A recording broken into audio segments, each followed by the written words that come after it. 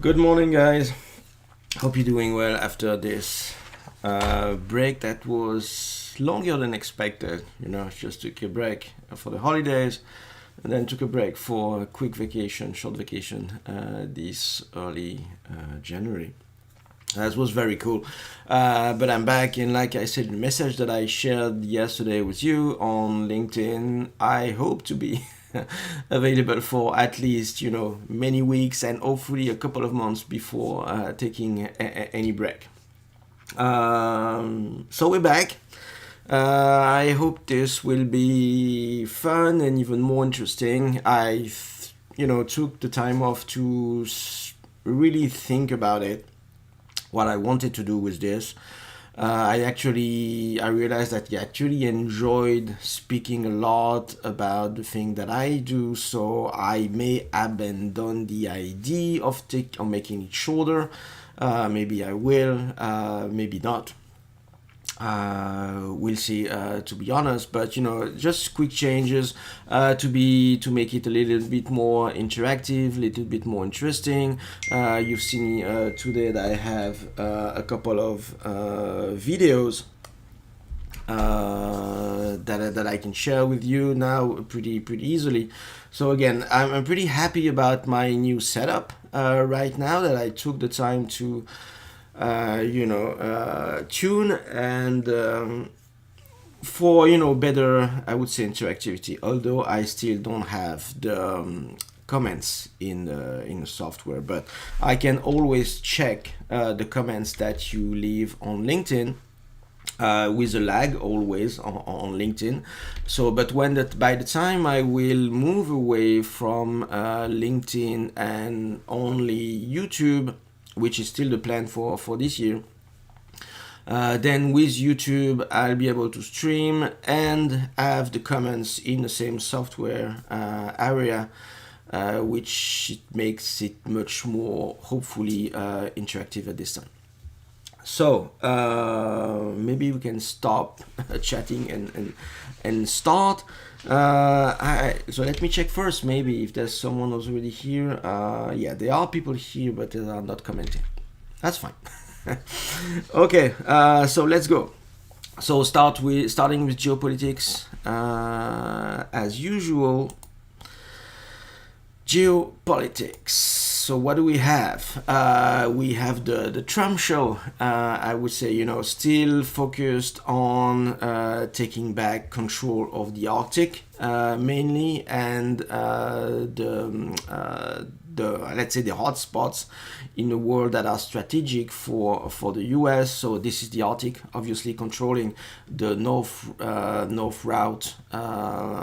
trade routes around the Arctic. That's critical, and this is where Greenland comes in. Obviously, this is also where Canada, as the 51st state of the United States, comes as well. So we have what? We have the Panama, Canada, and Greenland. And I think it is very interesting because so Trump had a conversation with Denmark Prime Minister. According to people that are aware of the situation and how this conversation developed, it was not a friendly conversation because Trump definitely wants to have access to Greenland. This is a strategic option. Trump thinks that, and I think he's right, a national security interest for the United States. And to be honest, I mean, Europe is not in a position to dictate their own conditions. All the Europe is under the NATO umbrella. They have, for decades now, stopped any kind of investment in their military for their own protection, relying on the US Big Brother. And obviously, that comes back to bite them at this time when the US wants something from them. They have no choice. They have no bargaining power. And I said this even before I went to the break, that if Trump's and the US wants Greenland, they will get it. And if we move to Canada, it will be a similar situation, but obviously you start by collecting the low-hanging fruits, which is probably Greenland. That could be again done pacifically. If you push for an independence referendum in Greenland, it will probably be accepted, according to the latest poll that there were in Greenland, and then Greenland will be happily fall under the umbrella of the United States at this point. So there's the Arctic Sea, there's a lot of natural resources available, so that will be key for the US. Now that Denmark is opposed by this, because Denmark is a very small country, at least on the continent, and Greenland represents 98% of its surface. So that's a really big deal for them. But I guess that's not a concern for Donald Trump. Second thing about the US, we are in a heavy week of hearings for Trump nominees confirmation. I think it's a big positive to have these three guys, because if you want people that will shake the tree to hopefully make it right, these are the guys. I mean, I have a lot of concern about many things, but I'm still happy about RFK, Tulsi Gabbard, and Kash Patel. I believe that they can do a good job if they are confirmed. So I was mentioning that, I probably said that in message. Expect me to be pretty critical about the Trump administration as well. I'm not a guy who just say yes because that's my side. It's not playing against my team, some would say, because if you want people to improve any situation, you have to face the reality, to be able to do the right thing. So anytime there are things that I don't like, expect me to say it. There are already some things that I don't like. I feel that's not the topic today. Such as the grasp of big tech, for instance, because when we talk about Musk, big tech specifically, when big tech is controlled by the left, I don't like it. If big tech is controlled by the right, I'm not liking it either, to be honest with you. I kind of believe now that in a situation where the world is controlled by big tech, there's no other option than a form of totalitarianism, because and the only thing that you choose at the end of the day, so you have a superstructure like the one run by Palantir, for instance, Thiel, who has big contracts with the US military and basically knows everything about every US citizen. That's the job. What the left could have done, the right will do it as well. I mean, there's no doubt about that. And so it's basically, at this time, you get to a situation of totalitarianism that is kind of inevitable. The only thing that you choose is like a cupcake. Cupcake to me is a tasteless, cake that is, well, it's just tasteless, and you just get to choose the topping on it. A cupcake is a tasteless cake with a lot of sugar on top to give you some your boost. And you just get to choose the color on top of the cupcake, which is red or blue. That's how I see things at this time. But the situation, I believe, is still much better. I think the foundation, the bedrock of freedom is the freedom of speech. Trump is giving guarantees about that. The tools that will be here to monitor the US citizens will always be there, whichever side you use. But like every tool, it's about how you use it. And I think these guys are way much better than the other one. Okay, so let's stop on this. I think that the other point is that yeah, no, I want to talk. Sorry, I kind of got to get back into the groove of these things. So we'll move to Eastern Europe. Interesting developments, not on the ground, but there are at this time significant talks about a peace agreement between Ukraine and Russia. A peace agreement that has been proposed by Trump for Ukraine. And the way Trump did this, he sent this truce agreement to the European countries that then send it to Ukraine. So this discussion seems to be starting at this point. This is a very positive development. There's a lot of hurdles to get over, specifically because of the conditions that are asked by Trump for peace. Some of them will be acceptable for Russia, others won't. But we already have some clues about what this peace deal may include. The idea, so they call this the Trump's 100-day plan for Ukraine, which means that they want to have a truce by Easter and a peace agreement by beginning of May. The schedule would be kind of like this. For Easter, there would be a ceasefire between all parties and then stop for negotiation to start officially. There would be again a peace conference including the US, including China and other European countries to be able to discuss this peace agreement. And there would be a prisoner exchange by the end of April between Russia and Ukraine. And by the beginning of May, there would be an international peace conference that would officially declare the war over and peace again. However, there are part of this agreement that would be difficult to accept for Russia. Some of them will be easy to get, such as Russian demands like Ukraine will not join NATO and declare neutrality. This is exactly what the Russians have asked for. But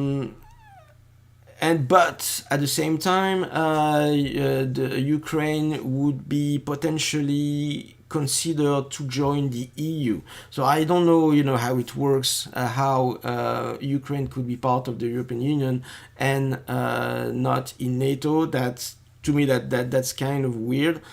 The other part that would be difficult to accept by the Russians is that that Ukraine will not reduce its army size, despite its supposed neutrality.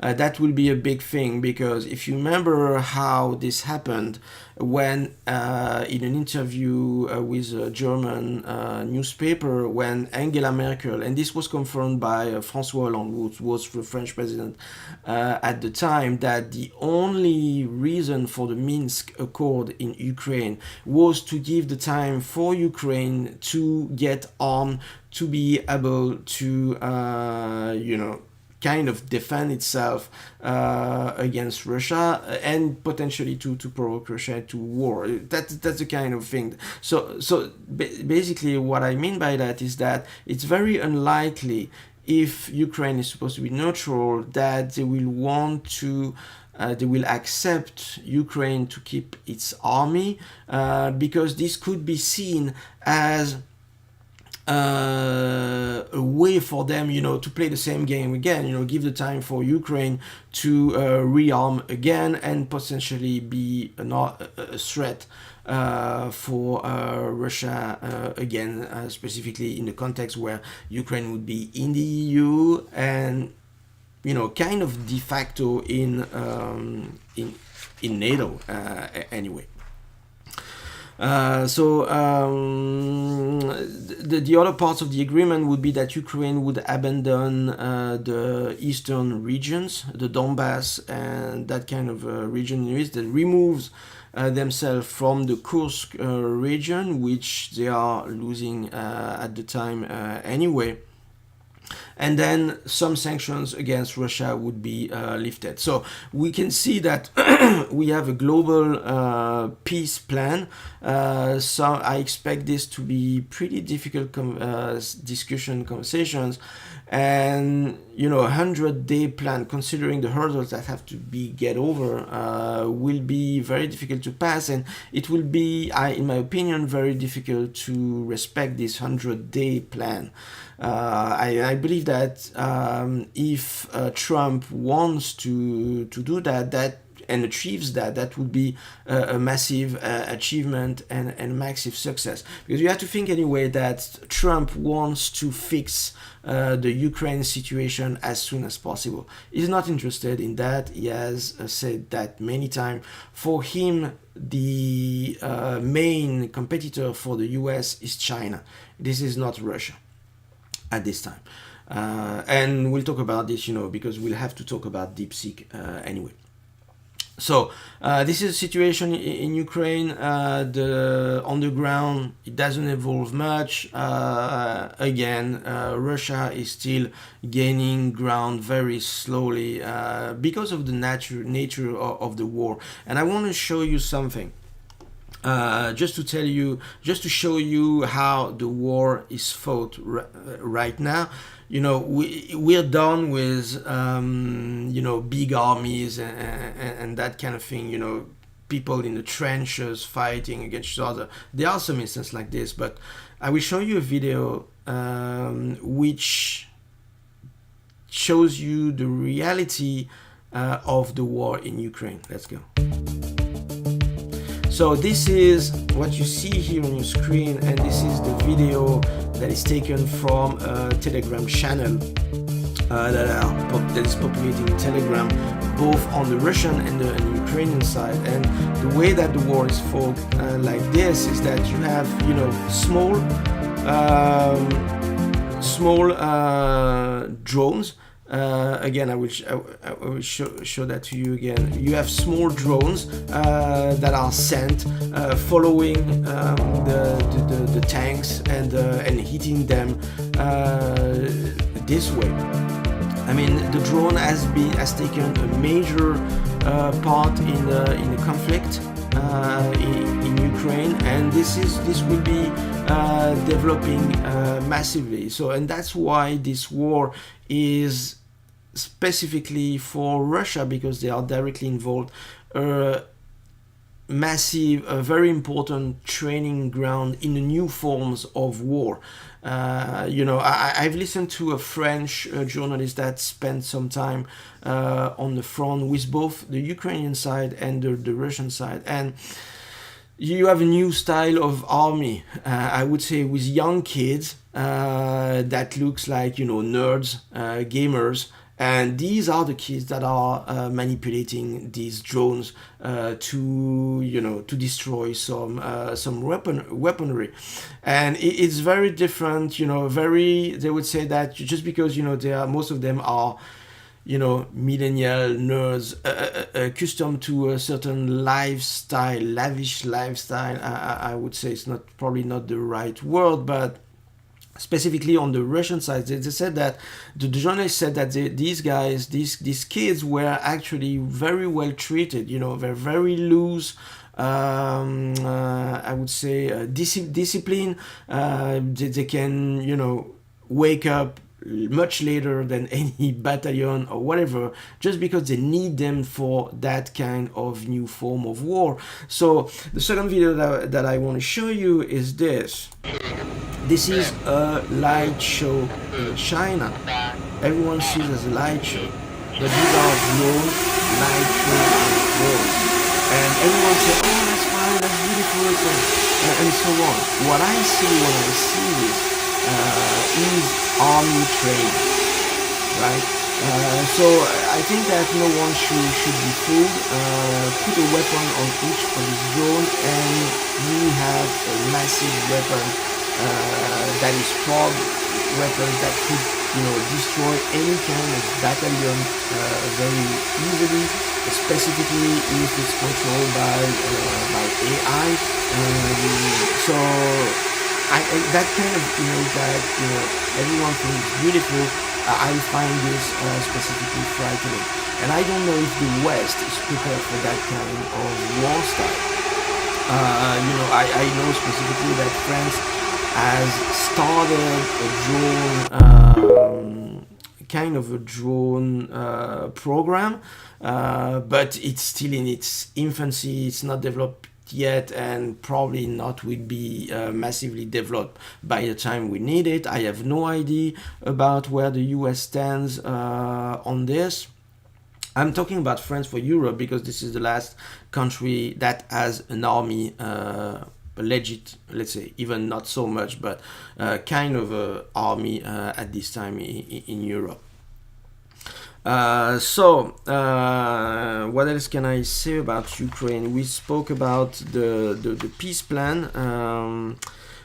Yeah, I mean there was one thing, maybe.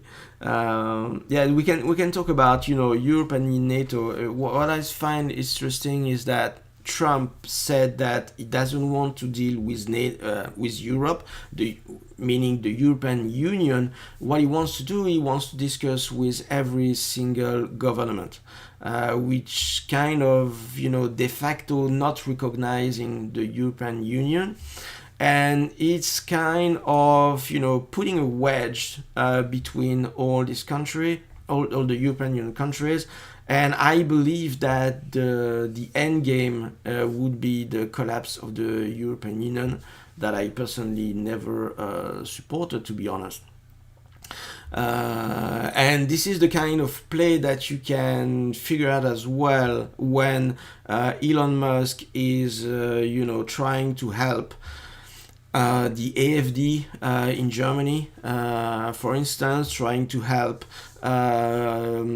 sovereignist parties in France as well. You've seen that, well, you've seen, probably not, but that on the French side, people that were invited to Trump's inauguration were people coming from that right-wing parties that promote sovereignty.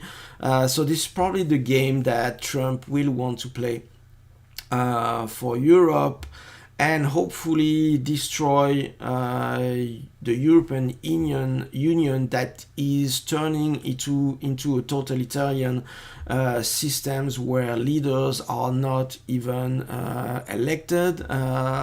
This is far away from democracy. If you think about Ursula von der Leyen, for instance, who is at the head of European Union, she was fired from her position at the as Minister of Defense in Germany, and so Germany recycled her into the European Union. That's what usually countries in Europe are doing. France is doing exactly the same. The worst of the French politicians are going to the European Parliament and European commissaries, that kind of thing. And so Ursula von der Leyen became the head of the European Union, who negotiated the deals for the COVID vaccines in total, absolute, no transparency. She had direct contacts with Robert Bourla, the head of Pfizer, AstraZeneca. She negotiated by herself getting the vaccines for billions and billions of dollars. Most of them were not used, actually. So it's a kind, of a corruption scheme. There were some allegations about corruption, by the way, when she was at the Minister of Defense. And you have to remember that her husband is at the board of some pharmaceutical companies at the same time. So put the dots together, and it's pretty easy to figure out that there's a pretty significant conflict on interest. So I think this is what the game Trump will play with Europe, and I believe it's welcome. I just wanted to add, a little funny part. You see at the bottom right, the investigation by Candace Owens about Brigitte Macron, because there has been a big controversy in France that Candace Owens followed up on, which was about Brigitte Macron not being a biological man, actually.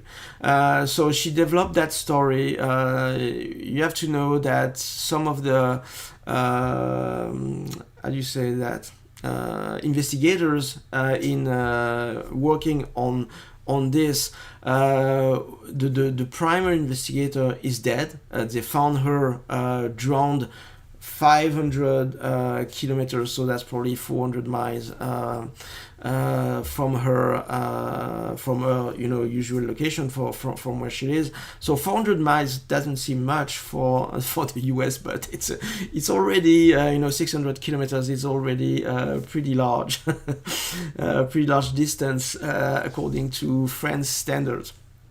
So she started doing this, following up on this story, and she actually gathered, I think it was yesterday live, 150,000 viewers.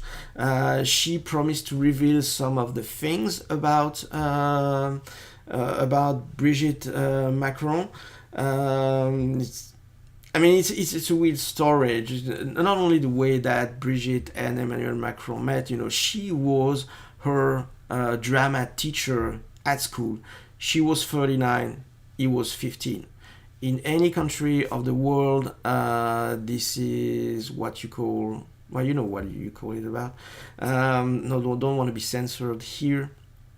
And it's well, at least in France, it is actually a crime. But somehow, there are some circumstances like this. It's not a crime anymore. It's love. That's what I say. I wouldn't agree with that, but I think that was the kind of fun part. And that would be very funny to find out there's something true about it, because if it takes, if the story develops and there are actual evidences that could potentially put Macron's presidency into jeopardy, because that would obviously spill onto France. France that has trying to cover the story by any means. So that might be interesting. And Candace Owens is very close to Trump, so it's hard to think that there's not something concerted about the situation. So that was the funny part. One quick bit about the Middle East. You can see that now Syria is a kind of a ghost state controlled by both Turkey, the US, and Israel at the south. Israel is now controlling the Syrian water sources. It's said that they control more than 30% of the water sources in Syria.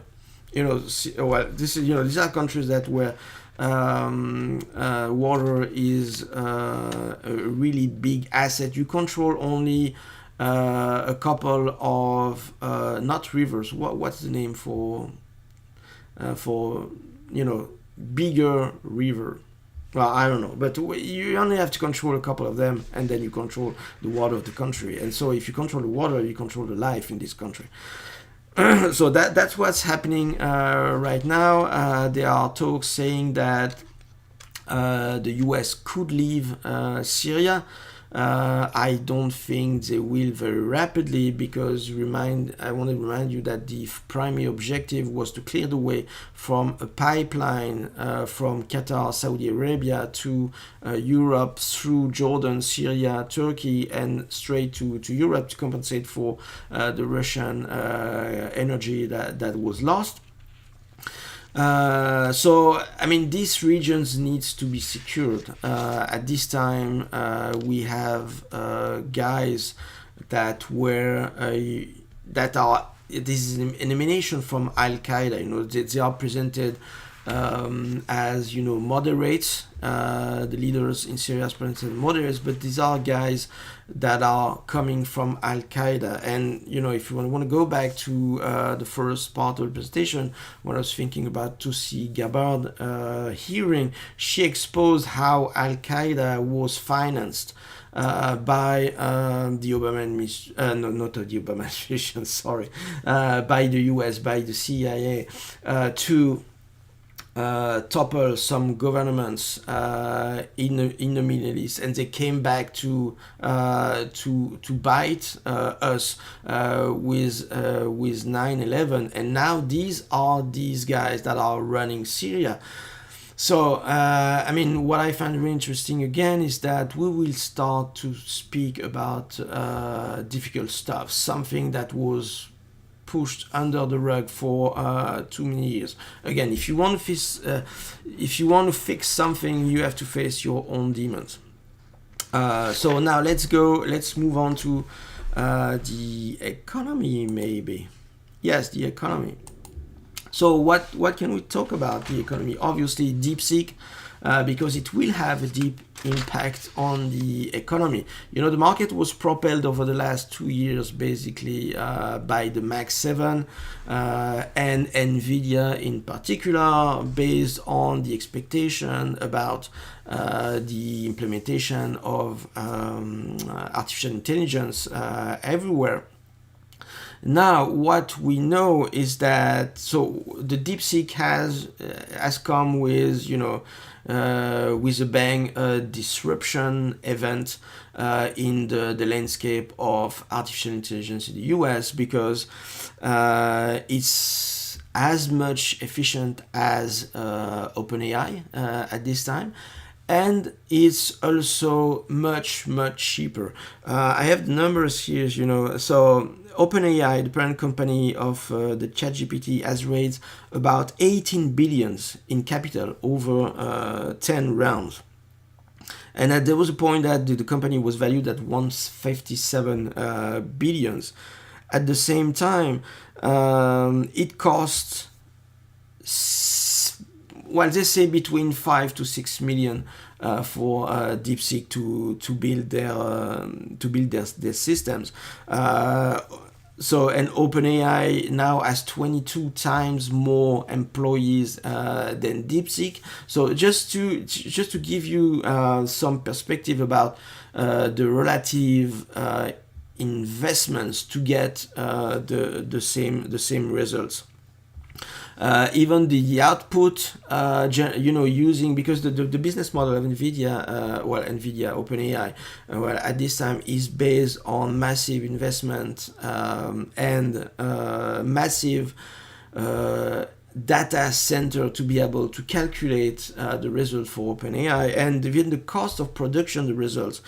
Today for OpenAI is about $60 to get 1 million output tokens, where for DeepSeek is $2.19 for 1 million output tokens, which means that, you know, it's more than 90% cheaper than OpenAI.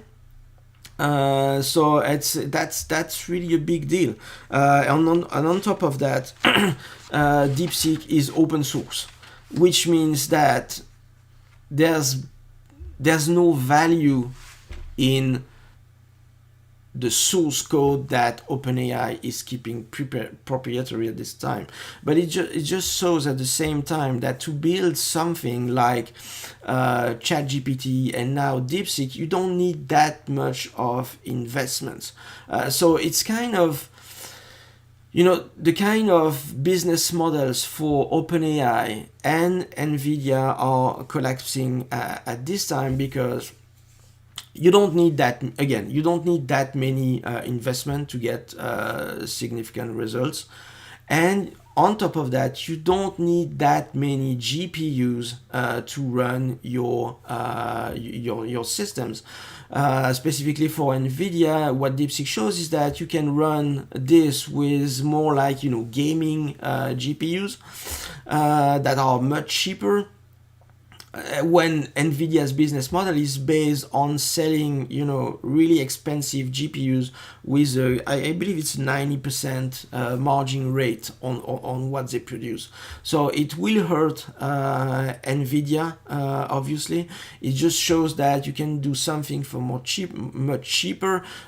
Trump said something about this. It says that Trump said that it was a positive for the industry, and that it has to be followed, because if you can make something as good for a cheaper price, then it's a good thing, and this is a path that has to be followed. So I mean, the next question that you may have about this is that what about the investment? I think that it's only the beginning. If it's confirmed, over the long term, and we don't discover anything much more than that, there's no kind of cheating or something like this. This will involve significant repricing for the AI industry, both for NVIDIA, both for other companies. And so when Trump was a couple of days, I believe, after his inauguration, so he declared a 500 billion Stargate project. I mean, these projects, 500 billion. Now you wonder, what are these 500 billion for? Because it's based on the previous predicament that it would be much more expensive. If you can recall the words of Sam Altman from OpenAI, he says that no one can compete with us, because he was basing his fact that it requires so massive investments that it's nearly impossible. Well, this has been proven to be untrue. Obviously now, and I think it will be let's say a push for this industry, because now many other smaller company, knowing that it's possible, will get into the game of developing artificial intelligence for their own business, or for other business. And not only they know that it's possible, but they will also know that how to do it, because the big thing is that when OpenAI is closed source, DeepSeek is totally open source. So which means that you can go to the code, study the code, look at how to do it, and replicate it. I think the other lesson about this is that there's not much value in the code itself to run these artificial intelligence bots. The value is always in the data and how you manipulate it, and how you extract it. I would say, we always say in scientific research, garbage in, garbage out, but gold in, sometimes gold out. And that is what is likely to happen, likely happening now. And so this raised a controversy about between OpenAI and DeepSeek. OpenAI saying, well, DeepSeek is using our output as their input to train their models. I think it's probably this is potentially true. But there are many other technical aspects to the DeepSeek project that have been studied, and that show that it's not only this. There are fundamental differences in the way that OpenAI, ChatGPT works, and DeepSeek works. If you want a comparison with the investment industry, for instance, OpenAI is like a big trading model that would have a lot, thousands. Well, it's billions in terms of OpenAI, but it would be much lower for any trading systems. But it would be a single global model working by itself with a lot of parameters, whereas DeepSeek has taken a different approach, which is an agent approach, saying that they separated different functions into different agents to do different tasks, and they let these agents work together, which allows to split the work and make them work more efficiently, which is also the reason that they don't need that as big infrastructure, as big GPUs. So it's all about architecture design to be able to save and do things much more efficiently. I often say that I mentioned this in a post recently. I don't even remember what it was about, but it's not always about doing more. It's about doing better. Of course, OpenAI opened the way, and now DeepSeek actors like DeepSeek can follow the path and make things better and cheaper. I could go on for a lot of time. There's a lot of information just because specifically DeepSeek is open source. On a technical basis, there would be a lot to say, but it's probably not interesting for you. But the situation is kind of ironic at this point, because OpenAI was developed as a non-profit company where Elon Musk invested, and after differences between Elon Musk and Sam Altman, they separated. Sam Altman turned OpenAI into a for-profit company, and now OpenAI is actually closed AI, and DeepSeek is actually an open AI, which is the irony on this. And the second irony is that OpenAI trained its models on stealing data, or at least profiting from data that was already available. So it's a kind of a funny situation where now they are claiming that DeepSeek is stealing from them. I see an interesting irony there. So DeepSeek has produced a very interesting thing that is on par with ChatGPT 01. I've used DeepSeek myself for coding. I'm revamping my website at this time, and so I use DeepSeek, and the code that it extracted for me worked perfectly from first suggestion. It worked. So you can see that, and now basically I use ChatGPT or DeepSeek. I use exclusively DeepSeek this week because I wanted to try, obviously, and it gave me a lot of interesting answers. Specifically, I tried this for code. I tried this to get legal suggestions, for instance. We'll soon have to file or taxes. I made some research on taxes, and then that gave me suggestion that I managed to send to my CPA, and the CPA said, "Oh yeah, that's not a bad idea. Dude, you should have told me before I tell you. I will ask him to use this."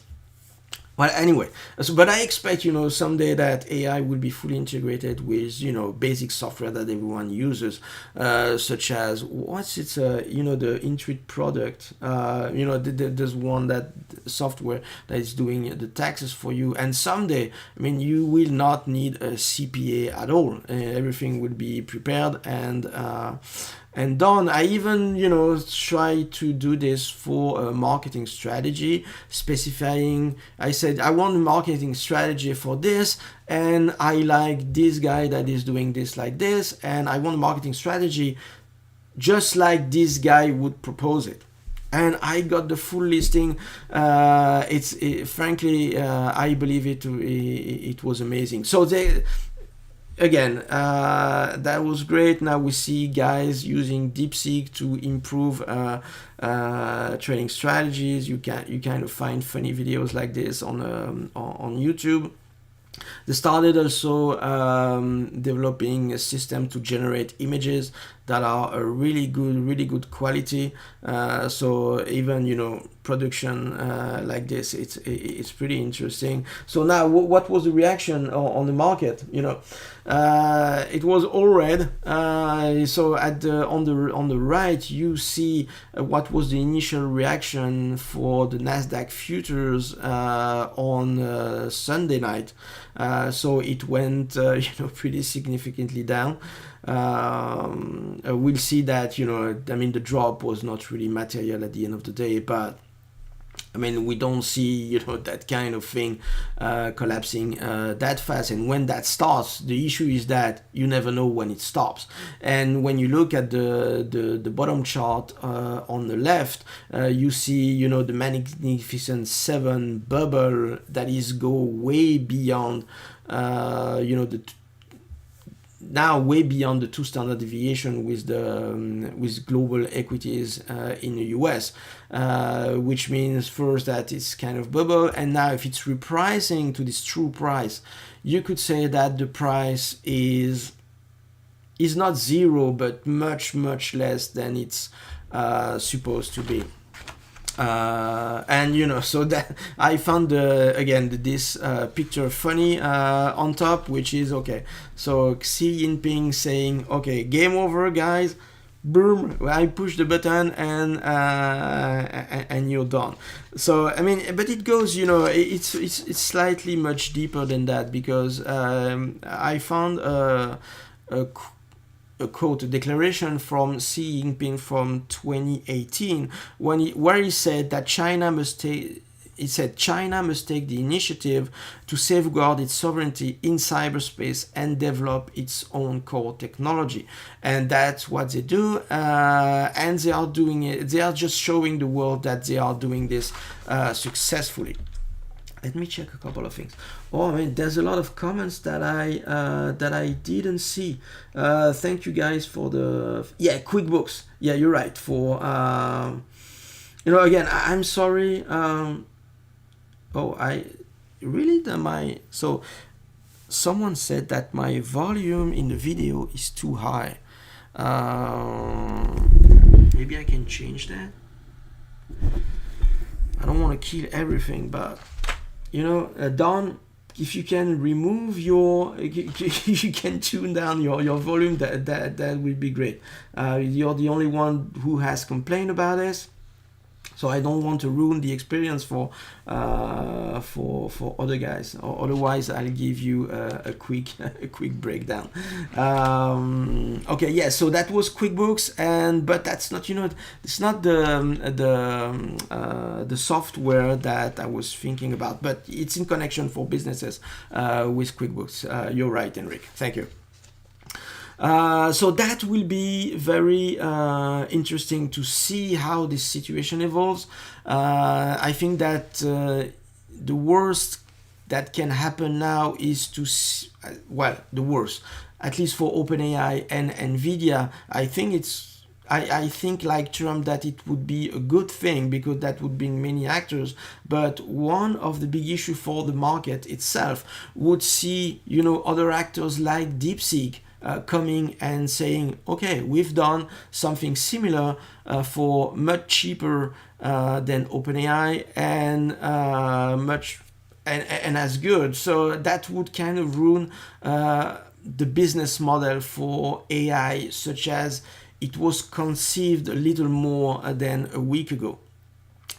So I think that we have to be very careful at this point with the development of the situation around AI. But there's not only AI in the world, obviously. We have I mention Trump all the time, but now it's the early days of his presidency. He has signed more than 200 executive orders now, many more. That's the number I had in mind. And but he's implementing his action for the next 2 years, like I mentioned. Even before, as soon as he was elected, that his operating window is the first 2 years before the mid-mandate election. Today he has all the power levels. If you want to really act on something, it's now, so he cannot wait. So there's a lot of information coming from the Trump administration at this time, and it's normal. This is why I mention him so often in that kind of stream.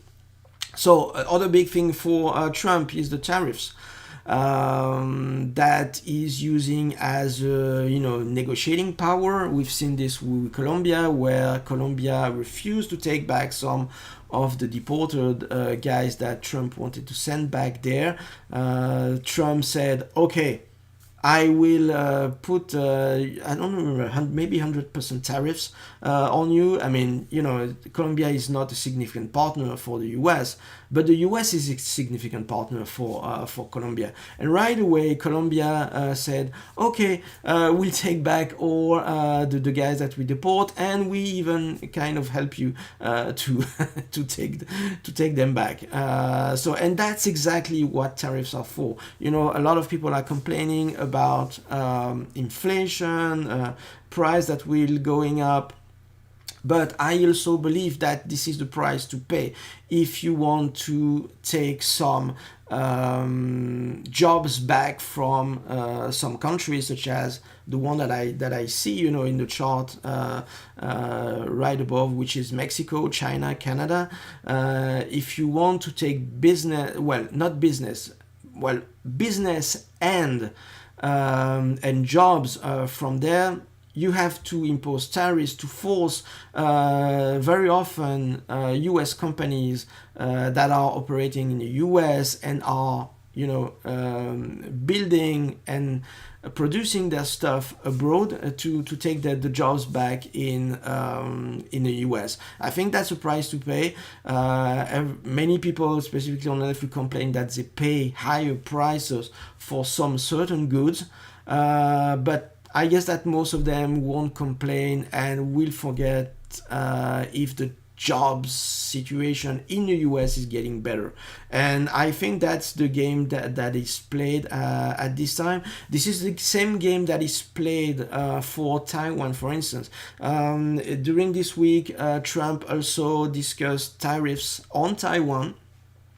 That Taiwan that managed, I don't remember, but I believe the number I have in mind is probably wrong, but it's 98% of semiconductors or chips, computer chips, GPUs, and all that kind of stuff. I have in mind that it's 98%, probably not 98, but you get the point, you get the picture.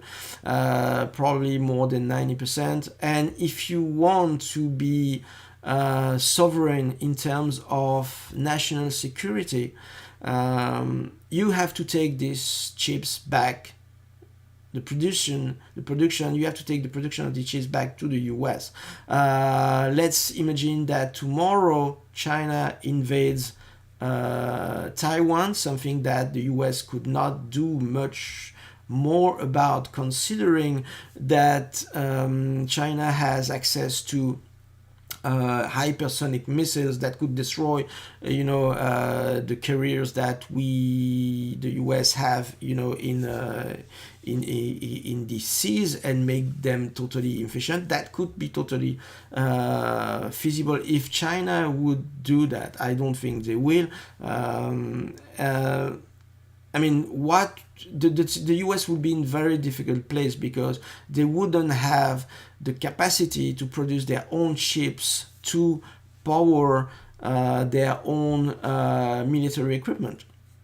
So that's a big deal, and I think that's again the focus for Donald Trump.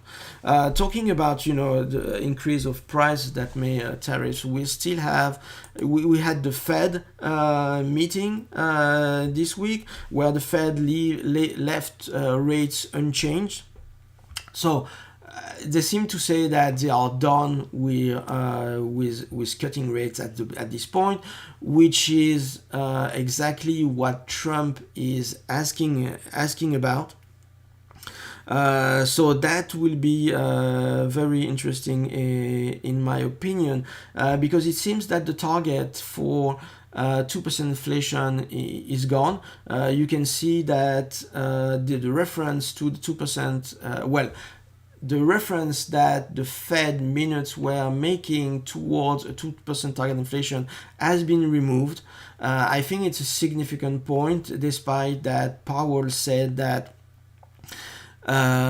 it's kind of, what did he say? He said just language cleanup. No, it's not. I mean, these Fed minutes or meetings, notes are heavily studied. Every word is weighted, and it has a direct impact on the market. So I don't believe a second that it was actually language cleanup. I believe that they are expecting the inflation to go up at the same time, and that's basically at the end of the reason that they say, okay, we won't cut anymore, despite what Trump wants. So there will be probably a fight between Trump and Powell.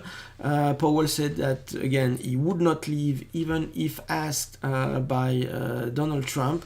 So the situation, if we come to a direct conflict between the head of the Fed and the President of the United States, this will be, again, interesting to see. These are really interesting times. And the top chart on the left is the rise of the US debt that is paid. You know that most of the debt is held by the U.S. itself. It's left hand borrowing to the right hand, but there still has some foreign holders of the U.S. debt, and you can see that this debt has skyrocketed over the last few years. It's not under control anymore. So that's I think that can be crazy. That can become crazy, but at the same time, you have to know that this debt held by foreign investors is only 25%. More, I think I made the calculation in a former show where maybe 2/3 of the U.S. debt is more or less held by the U.S. government itself, which is insane, which is money printing, which is why we have inflation in the first place. So now we'll finish this pretty rapidly because we've been already here for an hour. Before taking Mark, just checking if there are questions. I have comments, but no question. That's good. Henrik loves my the way that I'm doing this chart. Good setup, great video. Yeah, I mean, you're right. Well, I love it too, because first, technically it's much simpler. And it's like in trading system, when the solution is simpler, you have less ways to have technical issues. So I got rid of any kind of middleman solution, such as Restream, StreamYard, and all that kind of stuff. If for people that know it, I'm streaming and multi-streaming directly to LinkedIn and to YouTube from OBS Studio. And this software is amazing. It's extremely flexible. It allows a lot of display in terms of slideshows. Even a slideshow is easier to do with this. I can do slideshows, I can do videos. What did I do? I can do screen share and all that kind of stuff, and I can do everything from here and stream to, again, LinkedIn, YouTube. If you're a gamer, you can do Twitch. I can even use this in Zoom, for instance, because if you want to go a little bit in technical stuff, in Zoom, what OBS provides is a virtual camera that you can use in Zoom, and then everything you get there in OBS, you get it in Zoom as well. So that's very powerful, sexy, and it's free. And what I like the most, beside it being free, is that you can control everything. And since I started using it a couple of shows ago, I don't have any problem, or the problems that I had before. So that's pretty cool, and I'm pretty happy about that. So maybe we can move on back to the market. No, that was like this. What is it?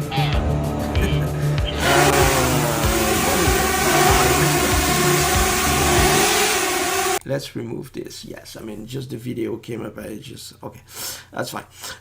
So now we can move on to the market. I'll be pretty fast. Except that we can talk about, there is my friend Andrei Louis Yakubovitz on LinkedIn. I mean, he always produces very interesting research. And he made a post recently about gold, and how the UK was kind of short of gold at this time because gold is, like the FT article shows, gold is stockpiled in New York at this time and repatriated from the UK to the US. I can show you this. You have, for instance, the big three COMEX banks. You see the spike going up. So the last time it happened was during the COVID panic. And then now it's happening. So you can wonder what's happening now and why. It's I believe that there's something happening. There is a premium at this time on the futures market compared to on gold, compared to the cash market for gold, physical gold. So this means that there is some tensions around gold at this time. So it's interesting to see how and to think about how and why there is tension on gold at this time. Is it related to the US dollar itself, to the strength of the US dollar? If we want to think that way, I'm just making it up, but that's what comes to mind at this time. I think if you want to, specifically for Trump, to reestablish the US dollar as the main trade currency around the world, that would not only be supported by the US military at this time, but supported by some tangible assets such as gold, and then undermine any potential alternative reserve currency for the BRICS, so that kind of thing. That's probably one of the good things to do. And you could do this in many ways. First, with gold, which is the one totally accepted by the markets as backing up a currency. But then Bitcoin could come next. If you start with Bitcoin, that would probably may not be well received. If you want to back the US dollar with Bitcoin, that would probably not be well received by the markets only, because most of them would say, well, Bitcoin is not gold. So to me, at this time, it makes much more sense to say, okay, we'll strengthen the US dollar back by getting gold backing the US dollar with gold, and then this opens the door to introduce Bitcoin backing for the US dollar. I think this is the only way to do this. And again, if you ask me, I think that's a pretty smart way to do it. Everyone says that most people on the left, that Trump is a stupid, crazy guy. I think that everything that he has done since he took the presidency was pretty well thought. I think it's much less disorganized than his first term. Probably the first term he was not expecting himself to win, so he was kind of not prepared. He didn't have the let's say the surrounding people surrounding him were not the right guys. But now he has the experience when he has been treason from his own team. He wants to have people that are working well for the country. It's probably last term, so he's building his legacy for the future. And every move that he has made up to now shows that what he's doing is not erratic, unthought moves. It's actually pretty well thought. And I believe, if this is confirmed that he's taking gold as a backup for the US dollar, and then only Bitcoin after that, I think that would be a pretty smart move to do it this way. I never thought about this myself. I just thought about it. This right now, I mean, this totally makes sense. So if we look at the market themselves, I mean, despite the DeepSeek situation, the market, the SPY is down 1%, the Q a little more, 1.5, and not even 2%. So there's a lot of, reddish but not overly reddish map here. There are a couple of things to note here. Natural gas collapsed. Collapsed. Considering that, again, the natural volatility of natural gas, it's not a collapse, but it's significant decline, let's put it that way. And the crude as well declined. For me, I'm not a specialist in this, but I take this, natural gas and crude oil as indicator of the expectations about the economy going forward. It's not a crazy drop, but this has to be noted in terms of anticipation for the futures, for the future on the market, not the futures, the future. So here you have basically the S&P and the VIX. You see that over the last week, let's put it in bigger than that, right? So that you can actually see the drop in the market. We had a drop, we had a slight recovery the next day. Friday, yesterday came, we're almost back to the higher side, but the market weakened by the end of the day. But you can see that at this time there is nothing really material. We would have to go back to the bottom of it, that we reached, let's say mid-January. We are very far from there, yeah. So, what is positive is that there is no panic at this time, which is good for the market, in my opinion. So this is NVIDIA. NVIDIA shows a slightly different situation. So the market dropped on the news pretty significantly, and now we are back to the bottom, near the bottom of the drop for NVIDIA. I would expect the situation on NVIDIA to remain volatile around the next few weeks. Until everyone can grasp what is happening around DeepSeek and what the consequences will be for NVIDIA and the global market as a whole.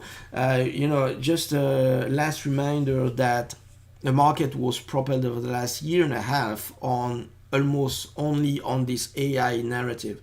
And you can see, at the left of the chart, you had NVIDIA, going up almost every single day before the volatility started increasing in mid-2024. But, it was rising almost every single day without any volatility. So, yeah, this will have to be monitored, like in French we say, like milk on the stove. So this is oil. So we had a pretty interesting breakout of the long-term wedge for oil. So there are many ways to interpret this. Kind of a pullback on what was a resistance and comes back a support. Now there's two alternatives here. Obviously, one is up and one is down. That was easy. Thank you. But it was actually, a breakout, a pullback, and then the next move, another move up. I think that the situation around AI may kind of harm that kind of move. So everything is linked, about energy, AI, and that kind of stuff. If for an industry, AI, that is supposed to develop massively and consume a lot of energy with massive data centers around the world, rising oil and rising natural gas were, logical. Basically. Now, if you say that you won't need that big data centers around the world, you don't need that kind of level of energy, then there's obviously will be a repricing for energy. So that will be interesting to follow. So we had oil, we have natural gas following similar pattern. A long-term downtrend that broke out earlier than oil at this time. I'm working at this time, about using the commitment of traders report to be able to figure that out. I got this idea from a guy I'm connected with, very interesting guy. And so he suggested that I look at the commitment of traders report to see where people are a lot short or either a lot long to be able to identify some opportunities specifically on the futures market. So if you think about oil or natural gas, that would be interesting to check. But on natural gas, we see the drop on the week that was 15%, something like this. But again, if you look at the global chart of natural gas, considering the intrinsic volatility of natural gas, that's not a big deal in my opinion at this time. I know a couple of you are trading natural gas, by the way. Yes, you are here, my guys. So yes, Attilio mentions that natural gas corrected. Yes, I agree with that. There's no reason to worry. We just mention it because it's a large move. But again, it always has to be considered in relationship to a natural volatility for this asset. There's nothing to worry about at this point. And this is a point that I make often on LinkedIn. The point that I make often, I may take you a little bit longer, but if you want, you can leave and take the stream back if you have something to do. And I totally understand that you would have something else to do. But this is something that I talk pretty often on LinkedIn. So everyone is giving big numbers that makes the headline and that kind of stuff because they represent a lot of money, specifically with that kind of valuation in the market. The market dropped that many trillions and that went up that many trillions. I would say, who cares? Very often, when the market drops 2%, yes, that's a big number. In dollar terms, that is impressive, but that's still 2%. If you compare this to the natural equity volatility, that's not much actually. I'm not impressed very easily. I know a lot of the tricks that people use to get LinkedIn, and I'm just get pissed. So very often what I do is I say, no, it's not significant. But I give the stick to get bit anyway, because people love to talk about it. I don't understand it, but people do. So yeah, natural gas, no big deal at this time. this will have to be monitored. So we go back to gold that I showed you the breakout. First we are exactly on the highest, the all-time high for gold. Gold increased 40% over I believe over 2024. So it's a really massive one. And what I've just said before about gold, there would probably be more pressure on gold. And it's very difficult to stop an asset that is actually breaking all-time highs over and over. It's very difficult to stop. So that will be interesting to see what happens. Oh my God, I forgot to put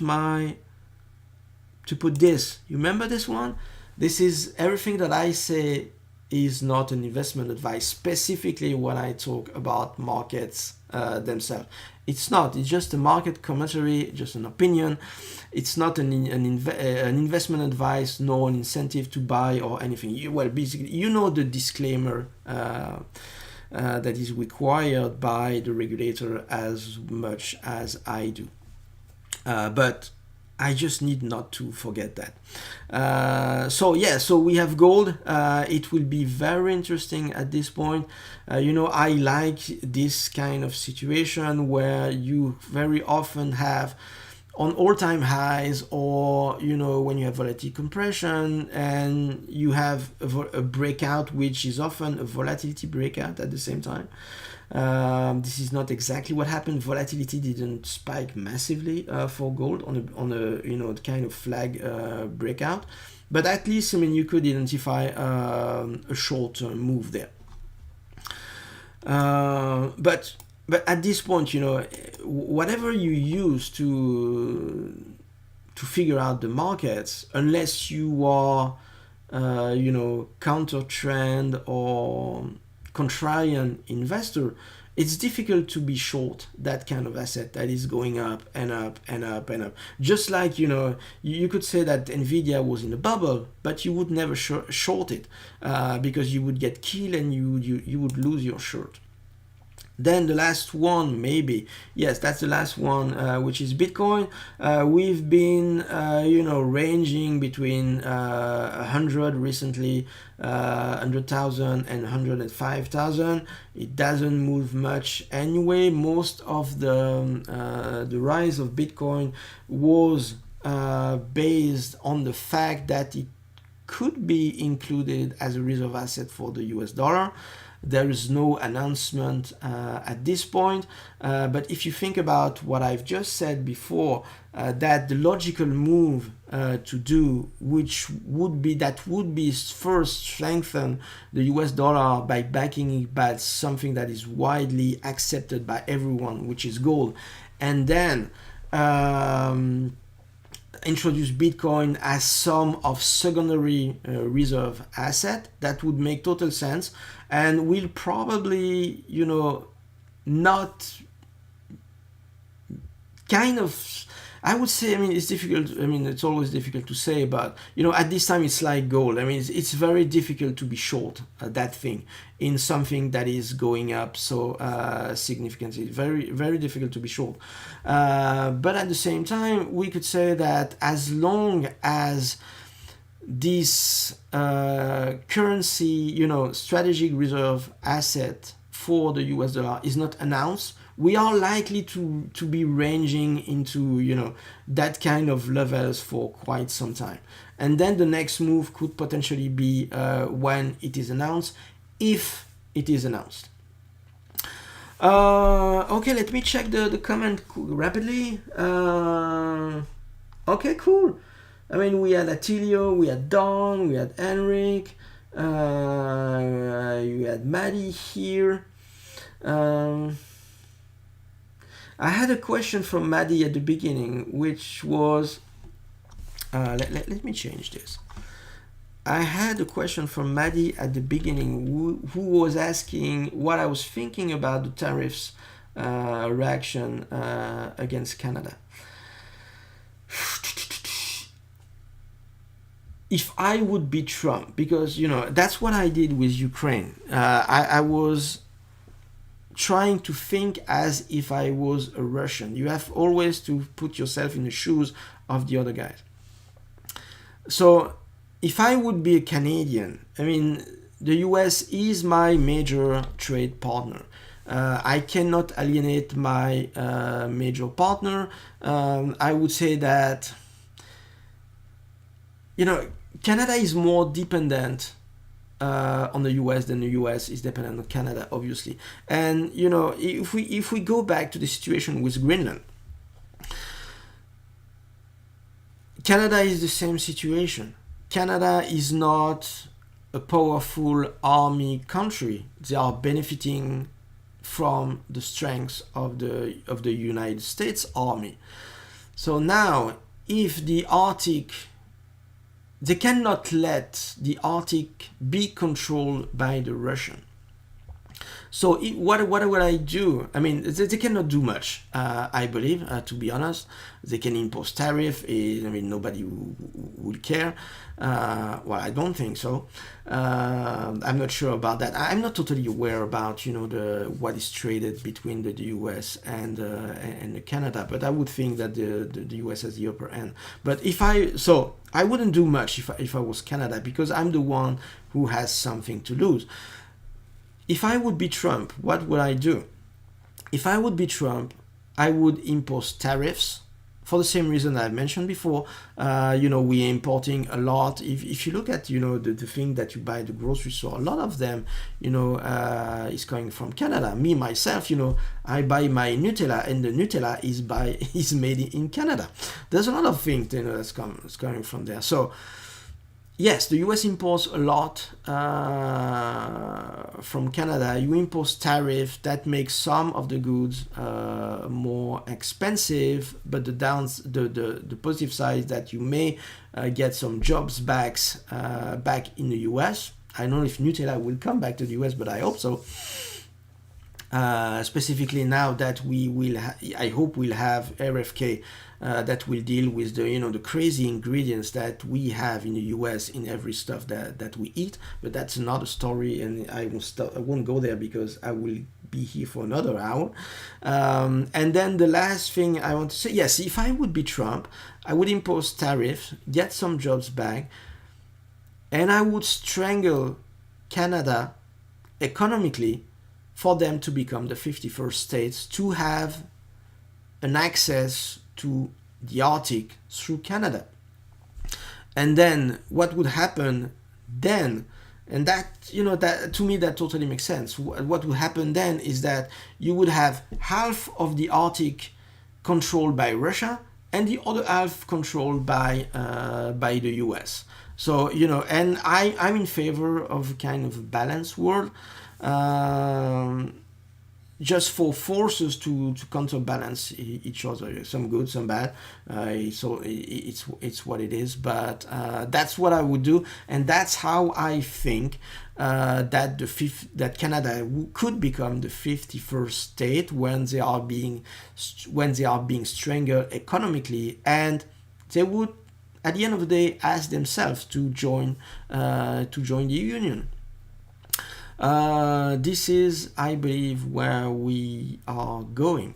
I cannot think of anything much more about that. Thank you, guys. Canada will join. Don says Canada will join, just a matter of time and a big squeeze. Yes, I agree with that. Trump is not... is less a warrior than the neocons that we had both in the Republican Party and the Democrat Party. Some of the guys, like the guy that I'm ashamed, I'm embarrassed that this guy is in the country, is coming from the country that I live in today. There are two actually. Lindsey Graham. I mean, this guy is totally nuts. I mean, he wants to bombed the shit out of the whole world. Is kind of crazy. You have Nikki Haley, who was the candidate for the deep state and the military industrial complex in the US when she was running. Trump is not like that. I mean, and his first presidency proved that he was a much more peaceful guy. I mean, he likes the economic war, economic negotiation, but I think he's more humane than many that claims to be humane at this time, because he knows that anytime you start a war, you have innocent victims. And if you think about the Middle East, although now that I'm concerned that he definitely wants to go against Iran, but he was the one that promoted the Abraham's Accord right before he left his first term, which was an historic peace accord between countries in the Middle East, Arab countries in the Middle East, and Israel. I mean, for that only, I think he deserved the Nobel Prize. Again, don't think that I'm a Trump aficionado or Trump fan. You will find some days that I'm pretty critical about his choices, what I think about it. But when it's good, I mean, you have to tell it as well. So that's it, I believe, for today. I thank you for staying that long. I mean, that was crazy. I mean, that's the worst I've done so far, I believe. 1 hour 26 minutes. But I thank you for your time, and I hope to see you again next week. Next week there will be no DeepSeek, so we will be able to be much faster. I hope that this was really a critical development in this week, with many massive impacts on the tech industry in the US and the stock market as well. So thank you again for your time. Time to go, time to leave, and live your life on the weekend with your family. And until next week, thank you guys. Bye bye.